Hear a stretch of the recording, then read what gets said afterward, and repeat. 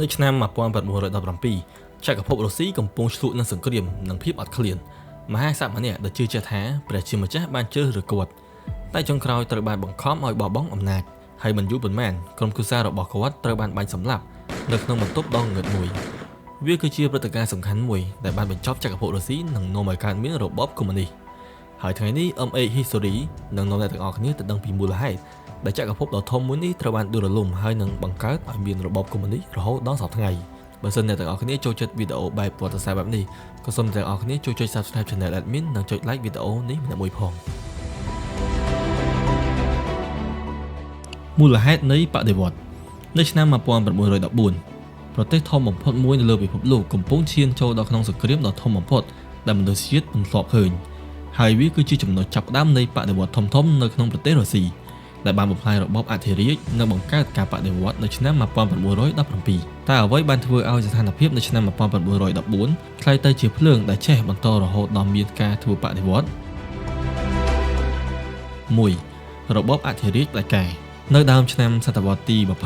រុស្ស៊ីត្រូវបានគ្រប់គ្រងដោយអធិរាជនីកូឡាសទី2គាត់គឺជាអធិរាជចុងក្រោយនៃចក្រភពរុស្ស៊ីរបបនេះគឺជារបបផ្ដាច់ការដែលអធិរាជមានអំណាចពេញលេញប្រជាជនមិនមានសិទ្ធិនយោបាយពេញលេញទេហើយអ្នកប្រឆាំងត្រូវបានបង្ក្រាបភាពមិនស្មើភាពគ្នានៅក្នុងសង្គមបានកើតមានយ៉ាងខ្លាំង2សង្គ្រាមលោកលើកទី1នៅឆ្នាំ1914រុស្ស៊ីបានចូលទៅក្នុងសង្គ្រាមលោកលើកទី1កងទ័ពរុស្ស៊ីមិនបានរៀបចំល្អទេហើយខ្វះអាវុធសម្ភារៈនិងការគ្រប់គ្រងផ្នែកយុទ្ធសាស្ត្រការបរាជ័យលើសមរភូមិបានធ្វើឲ្យកិត្តិយសនិងរដ្ឋាភិបាលធ្លាក់ចុះយ៉ាងខ្លាំងសង្គ្រាមមិនត្រឹមតែបំផ្លាញជីវិតទាហានទេប៉ុន្តែបំផ្លាញសេដ្ឋកិច្ចក្នុងស្រុកផងដែរ3វិបត្តិសេដ្ឋកិច្ចដោយសារសង្គ្រាមការផលិតកសិកម្មនិងឧស្សាហកម្មថយចុះតម្លៃអាហារកើនឡើងខ្លាំងនៅទីក្រុងធំៗប្រជាជនត្រូវរងចាំជាជួរដើម្បីទិញនំប៉័ងកម្មករត្រូវបានធ្វើការយ៉ាងយូរហើយប្រាក់ឈ្នួលក៏ទាបនិងលក្ខខណ្ឌក្នុងការងារគឺលំបាកពេកភាពអស់សង្ឃឹមនិងកំហឹងរបស់កម្មករកើនឡើងយ៉ាងខ្លាំង4ភាពមិនស្មើភាពក្នុងសង្គមខណៈប្រជាជនភាគច្រើនរស់នៅក្នុងភាពក្រីក្ររីឯអភិជននិងមន្ត្រីជាន់ខ្ពស់រស់នៅក្នុងភាពសម្បូរបែបភាពខុសគ្នានេះបានបង្កើតឲ្យមានការខឹងនិងការតវ៉ាក្នុងសង្គមជាខ្លាំងសរុបមកនៅឆ្នាំ1914គឺជាចំណុចចាប់ផ្ដើមនៃបដិវត្តន៍ធំៗនៅក្នុងប្រទេសរុស្ស៊ីហើយសង្គ្រាមលោកលើកទី1គឺជាបញ្ហាសេដ្ឋកិច្ចរីឯរបបផ្ដាច់ការនិងភាពមិនស្មើភាពបានបង្កើតឲ្យមានស្ថានភាពដែលនាំទៅដល់ការបដិវត្តន៍ឆ្នាំ1917នេះមិនមែនជាបដិវត្តន៍ភ្លាមៗទេប៉ុន្តែគឺជាដំណើររយៈពេលច្រើនឆ្នាំដែលបំផ្លាញចក្រភពមួយនេះនិងបានផ្លាស់ប្ដូរប្រវត្តិសាស្ត្រទាំងស្រុងបដិវត្តន៍ខែកុម្ភៈនៅខែកុម្ភៈឆ្នាំ1917ក្នុងទីក្រុងពេត្រូក្រេតមានប្រជាជនជាច្រើនកំពុងអត់ឃ្លានអ្នកធ្វើការរោងចក្រចេញមកតាមដងផ្លូវដើម្បីទាមទារអាហារនិងសន្តិភាពគ្មានអ្នកណាគិតថាការតវ៉ាមួយនេះនឹងបញ្ចប់របបអធិរាជដែលគ្រប់គ្រងរុស្ស៊ីអស់ជាង300ឆ្នាំហើយទាំងនេះគឺជារឿងរ៉ាវនៃបដិវត្តន៍ខែកុម្ភៈព្រឹត្តិការណ៍ដែលបានបញ្ចប់ចក្រភពរុស្ស៊ី1បរិបទមុនបដិវត្តន៍មុនឆ្នាំ1917រុស្ស៊ីកំពុងរងផលប៉ះពាល់យ៉ាងធ្ងន់ធ្ងរពីសង្គ្រាមលោកលើកទី1កងទ័ពជាង15លាននាក់ត្រូវបានចូលរួមក្នុងសង្គ្រាមហើយកងទ័ពបរាជ័យជាបន្តបន្ទាប់សេដ្ឋកិច្ចដួលរលំនិងកង្វះអាហារក្លាយទៅជាបញ្ហាដ៏ធំអធិរាជនីកូឡាសទី2គ្រប់គ្រងប្រទេសក្នុងរបបផ្ដាច់ការក្នុងរបបនេះប្រជាជនមិនមានសិទ្ធិនយោបាយពេញលេញទេហើយនៅឆ្នាំ1915គាត់បានសម្រេចចិត្តដឹកនាំកងទ័ពដោយខ្លួនឯងនេះមានន័យថាការបរាជ័យទាំងអស់នឹងត្រូវបានបន្ទោសទៅលើគាត់ផ្ទាល់ការសម្រេចចិត្តខុសៗក្នុងសង្គ្រាមបានធ្វើឲ្យប្រជាជនបាត់បង់ការជឿជាក់លើរដ្ឋាភិបាល2ការចាប់ផ្ដើមបាតុកម្មនៅថ្ងៃទី23ខែកុម្ភៈឆ្នាំ1917មាននារីរោងចក្រជាច្រើនចេញធ្វើបាតុកម្មទាមទារអាហារនិងសន្តិភាពពួកគេហៅកម្មកររោងចក្រផ្សេងៗឲ្យចូលរួមធ្វើកោតកម្មក្នុងរយៈពេលតែប្រហែលថ្ងៃប៉ុណ្ណោះកម្មកររាប់សែននាក់ក៏បានចូលរួមក្នុងកោតកម្មមួយនេះបាតុកម្មនេះបានកើតឡើងយ៉ាងលឿនកម្មកររាប់ម៉ឺននាក់បានចូលរួមហើយរោងចក្រជាច្រើនត្រូវបានបិទទ្វារ3កងទ័ពបដិសេធការបញ្ជាការរដ្ឋាភិបាលបានបញ្ជាកងទ័ពឲ្យបាញ់សម្លាប់ទៅលើបាតុករដំបូងមានការបាញ់ប្រហារធ្វើឲ្យមានមនុស្សជាច្រើនស្លាប់ប៉ុន្តែបន្ទាប់ពីថ្ងៃបន្ទាប់កងទ័ពជាច្រើនបដិសេធការបញ្ជាពួកគេមិនចង់បាញ់លើប្រជាជនខ្លួនឯងទេកងទ័ពមួយចំនួនក៏បានចូលរួមធ្វើជាបាតុករផងដែរនៅពេលកងទ័ពមិនគ្រប់គ្រងរដ្ឋាភិបាលទៀតរបបអធិរាជមួយនេះត្រូវបានបាត់បង់អំណាចទាំងស្រុង4ការលាលែងពីតំណែងអធិរាជនីកូឡាសទី2ដែលកំពុងស្ថិតនៅខាងមុខសង្គ្រាមគាត់ព្យាយាមត្រឡប់ទៅទីក្រុងពេត្រូក្រេតវិញប៉ុន្តែផ្លូវដែកត្រូវបានគ្រប់គ្រងដោយបាតុករហើយនៅថ្ងៃទី2ខែមីនាឆ្នាំ1917នីកូឡាសទី2ត្រូវបានបង្ខំឲ្យលាលែងពីតំណែងនេះមានន័យថាចក្រភពរុស្ស៊ីដែលមានអាយុកាលជាង300ឆ្នាំបានបញ្ចប់ជាផ្លូវការ ក្រោយមករដ្ឋាភិបាលបណ្ដោះអាសន្នត្រូវបានបង្កើតឡើងប៉ុន្តែមិនអាចដោះស្រាយបញ្ហាសង្គ្រាមនិងសេដ្ឋកិច្ចបានទេ5ផលប៉ះពាល់និងអនាគតបដិវត្តន៍ខែកុម្ភៈមិនបានបង្កើតរបបកុម្មុយនីសភ្លាមៗទេវាគ្រាន់តែបញ្ចប់របបអធិរាជនិងបានបង្កើតស្ថានភាពអស្ថិរភាពជាថ្មីបន្ទាប់ពីប្រមាណខែក្រោយមកព្រឹត្តិការណ៍ថ្មីមួយទៀតក៏បានផ្លាស់ប្ដូរពិភពលោកជារៀងរហូតសរុបមកបដិវត្តន៍ខែកុម្ភៈមិនមែនជាចុងបញ្ចប់នៃវិបត្តិនៅរុស្ស៊ីទេវាគ្រាន់តែជាការចាប់ផ្ដើមនៃការផ្លាស់ប្ដូរធំៗប៉ុណ្ណោះក្រោយមកទើបមានបដិវត្តន៍ខែតុលាកើតឡើងនិងបានផ្លាស់ប្ដូរប្រវត្តិសាស្ត្រពិភពលោកជារៀងរហូតរដ្ឋាភិបាលបណ្ដោះអាសន្នបន្ទាប់ពីអធិរាជនីកូឡាទី2លាលែងពីតំណែងនៅថ្ងៃទី2ខែមិនិនាឆ្នាំ1917របបអធិរាជនៃចក្រភពរុស្ស៊ីបានបញ្ចប់ជាផ្លូវការប៉ុន្តែប្រទេសមិនអាចគ្មានរដ្ឋាភិបាលបានទេដូច្នេះត្រូវបានបង្កើតរដ្ឋាភិបាលបណ្ដោះអាសន្នដើម្បីជំនួសរបបអធិរាជ1ការបង្កើតនិងគោលបំណងបន្ទាប់ពីសារចុះចេញប្រទេសស្ថិតក្នុងភាពច្របូកច្របល់សង្គ្រាមនៅតែបន្តកង្វះអាហារនៅតែមានការតវ៉ារបស់កម្មករនិងទាហាននៅតែកើតឡើងប្រទេសមិនអាចគ្មានរដ្ឋាភិបាលបានទេដូច្នេះរដ្ឋាភិបាលបណ្ដោះអាសន្នត្រូវបានបង្កើតឡើងដោយសមាជិកសភា Duma ដើម្បីជំនួសអំណាចចាស់និងបានដឹកនាំដំបូងដោយ Prince Liu ក្រោយមកដឹកនាំដោយ Alexander Kerensky គោលបំណងរបស់ពួកគេរួមមានបង្កើតរដ្ឋធម្មនុញ្ញថ្មីរៀបចំការបោះឆ្នោតប្រជាធិបតេយ្យផ្ដល់សេរីភាពសារព័ត៌មាននិងសិទ្ធិពលរដ្ឋសម្រាប់ប្រជាជនជាច្រើននេះគឺជាក្តីសង្ឃឹមថ្មីរបស់ពួកគេ2បញ្ហាធំបំផុតនៅសង្គ្រាមលោកលើកទី1រដ្ឋាភិបាលបណ្ដោះអាសន្នសម្រាប់បន្តចូលក្នុងសង្គ្រាមលោកលើកទី1ការសម្រេចចិត្តនេះបានក្លាយទៅជាកំហុសដ៏ធំបំផុតរបស់ពួកគេនឹងធ្វើឲ្យប្រជាជនមិនពេញចិត្តព្រោះពួកគេចង់បានសន្តិភាពនិងការបញ្ចប់សង្គ្រាមនៅឆ្នាំ1917កងទ័ពរុស្ស៊ីស្ថិតក្នុងស្ថានភាពអាក្រក់ទាហានជាច្រើនធុញទ្រាន់ខ្វះអាហារនិងស្បៀងពីដីក៏ធ្លាក់ចុះដែលផ្ដល់អំណាចដល់ទាហានក្នុងការបោះឆ្នោតមេបញ្ជាការវាត្រូវបានបំផ្លាញរចនាសម្ព័ន្ធយោធាហើយនៅខែមិថុនាឆ្នាំ1917 Alexander Kerensky បានបើកយុទ្ធនាការវាយប្រហារដែលហៅថា Kerensky Offensive បានវាយប្រហារទៅលើអាល្លឺម៉ង់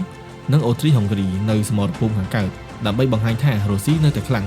ដំបូងរុស្ស៊ីអាចជ្រៀតចូលបានបន្តិចប៉ុន្តែបន្ទាប់មកកងទ័ពអាល្លឺម៉ង់បានវាយតបវិញយ៉ាងខ្លាំងចុងក្រោយរុស្ស៊ីត្រូវបរាជ័យយ៉ាងធ្ងន់ធ្ងរកងទ័ពរត់ចេញពីសមរភូមិហើយសត្រូវវាយតបយ៉ាងខ្លាំងការបរាជ័យនេះបានបំផ្លាញកិត្តិយសរដ្ឋាភិបាលទាំងស្រុង3ស្ថានភាព Dual Power មានន័យថា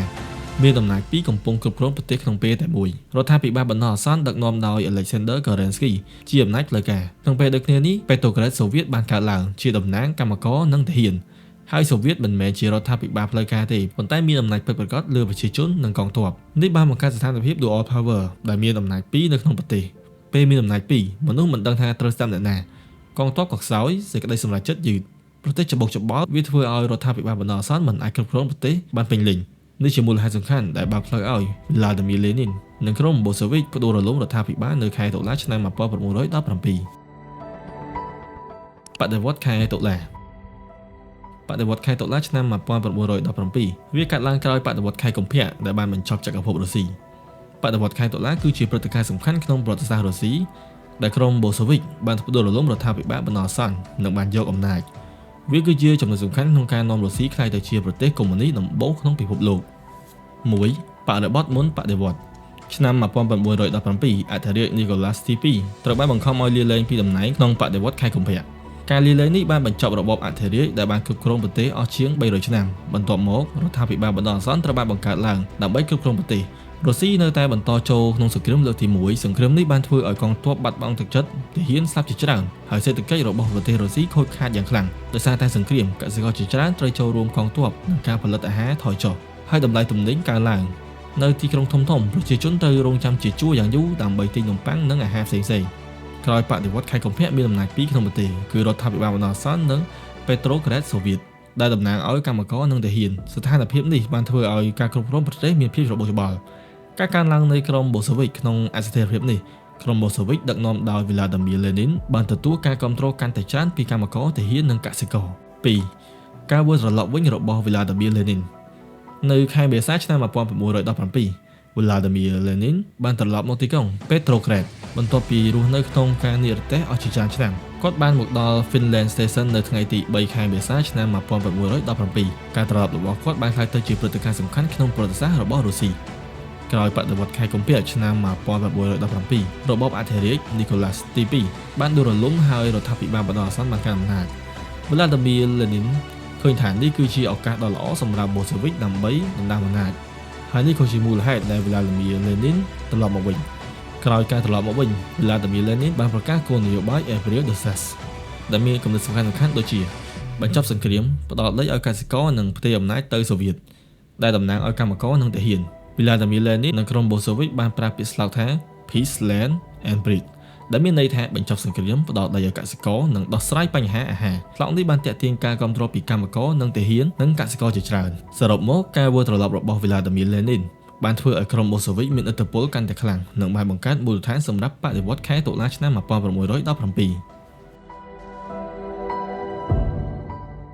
3. ការរៀបចំដណ្ដើមអំណាចក្រោយបដិវត្តន៍ខែកុម្ភៈឆ្នាំ1917រដ្ឋាភិបាលបណ្ដោះអាសន្នមិនអាចដោះស្រាយបញ្ហាសង្គ្រាមវិបត្តិសេដ្ឋកិច្ចនិងកង្វះអាហារបានក្នុងស្ថានភាពនេះក្រុមបូសូវិកដែលដឹកនាំដោយវីឡាឌីមៀរ លេនីន បានទទួលការគាំទ្រជាច្រើនពីកម្មករនិងទាហានកសិករនិងការរៀបចំយុទ្ធសាស្ត្រដើម្បីដណ្ដើមអំណាចនេះក្រុមបូសូវិកបានរៀបចំផែនការយ៉ាងម៉ត់ចត់មានដឹកនាំសំខាន់ក្នុងការរៀបចំផែនការយោធាគឺ Leon Trotsky ដែលបានបង្កើតគណៈកម្មាធិការបដិវត្តន៍យោធាដើម្បីគ្រប់គ្រងកងកម្លាំងដែលគាំទ្រក្រុមបូសូវិកគោលបំណងរបស់ពួកគេគឺផ្ដួលរំលំរដ្ឋាភិបាលនិងផ្ទេរអំណាចទៅដល់ក្រុមបូសូវិកសម្រាប់ការគ្រប់គ្រងកងកម្លាំងក្រុមបូសូវិកបានទទួលការគាំទ្រពីកម្លាំងជាច្រើនដូចជាកងកម្លាំងកម្មករដែលហៅថា Red Guard និងទាហានមួយចំនួនបូករួមទាំងកម្មករនៅទីក្រុង Petrograd កម្លាំងទាំងនេះត្រូវបានរៀបចំសម្រាប់ការដណ្ដើមអំណាចហើយផែនការរបស់ក្រុមបូសូវិកគឺចាប់យកទីតាំងសំខាន់ៗនៅក្នុងទីក្រុង Petrograd មុនពេលវាយលុករដ្ឋាភិបាលទីតាំងសំខាន់ៗរួមមានស្ថានីយ៍រថភ្លើងស្ពានការិយាល័យប្រៃសណីយ៍ទូសានិងឃ្លាំងអាវុធនៅថ្ងៃទី25ខែតុលាឆ្នាំ1917ក្រុមបូសូវិកបានវាយលុក Winter Palace ដែលជាទីស្នាក់ការរដ្ឋាភិបាលបណ្ដោះអាសន្នការវាយលុកនេះបានបញ្ចប់ដោយការចាប់ខ្លួនមន្ត្រីរដ្ឋាភិបាលនិងការដួលរលំរបស់រដ្ឋាភិបាលបណ្ដោះអាសន្នក្រោយការដណ្ដើមអំណាចវីឡាឌីមៀរ លេនីន និងក្រុមបូសូវិកបានបង្កើតរដ្ឋាភិបាលថ្មីរដ្ឋាភិបាលដែលបានប្រកាសគោលនយោបាយសំខាន់ៗដូចជាបញ្ចប់សង្គ្រាមផ្ដោតដីឲ្យកសិករនិងផ្ដោតអំណាចទៅសូវៀត 4. រដ្ឋាភិបាលថ្មីក្រោយការដណ្ដើមអំណាចក្នុងបដិវត្តន៍ខែតុលាឆ្នាំ1917ក្រុមបូសូវិកបានបង្កើតរដ្ឋាភិបាលថ្មីឈ្មោះថា Council of People Commissar វីឡាឌីមៀរ លេនីន បានក្លាយទៅជាប្រធានរដ្ឋាភិបាលថ្មីរដ្ឋាភិបាលថ្មីបានប្រកាសគោលនយោបាយសំខាន់ៗដូចជាច្បាប់ស្តីពីសន្តិភាពដើម្បីបញ្ចប់សង្គ្រាមនិងច្បាប់ស្តីពីដីធ្លីដើម្បីយកដីអភិជនចែកជូនកសិកររដ្ឋាភិបាលថ្មីបានផ្ទេរអំណាចទៅសូវៀតដែលជាអង្គការតំណាងកម្មករទាហាននិងកសិករប្រព័ន្ធនេះបានក្លាយទៅជាមូលដ្ឋាននៃរបបកុម្មុយនីសនៅរុស្ស៊ីហើយការបង្កើតរដ្ឋាភិបាលថ្មីនេះបាននាំឲ្យមានសង្គ្រាមស៊ីវិលរុស្ស៊ីឆ្នាំ1918ដល់ឆ្នាំ1921និងការបង្កើតសហភាពសូវៀតនៅឆ្នាំ1922ការបញ្ចប់របស់រាជវង្សរ៉ូម៉ាណែវនៅឆ្នាំ1917គ្រួសាររាជវង្សរបស់រ៉ូម៉ាណែវត្រូវបានដាក់ឲ្យនៅឃុំឃាំងដំបូងពួកគេត្រូវបានរក្សាទុកនៅក្នុងព្រះបរមរាជវាំង Tsarskoye Selo ក្រោយមកត្រូវបានផ្ទេរទៅទីក្រុង Tobolsk ក្នុងប្រទេសរុស្ស៊ីក្រោយបដិវត្តន៍ខែកុម្ភៈឆ្នាំ1917ក្រុមបូសូវិកបានយកអំណាច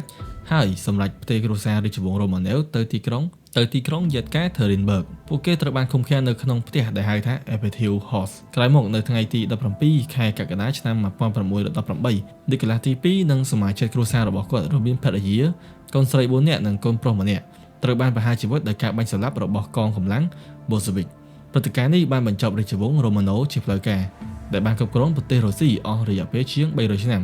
ចាប់តាំងពីឆ្នាំ1613ដល់ឆ្នាំ1917សរុបមកការសម្លាប់គ្រួសាររ៉ូម៉ាណូបានបញ្ចប់សម័យរាជាធិបតេយ្យនៅរុស្ស៊ីនិងបើកផ្លូវសម្រាប់ការបង្កើតរបបកុម្មុយនីសដែលដឹកនាំដោយក្រុមបូសូវិកក្លាយទៅជាអំណាចសំខាន់នៅក្នុងប្រទេសនិងជាចំណុចសំខាន់មួយក្នុងប្រវត្តិសាស្ត្រប្រទេសរុស្ស៊ី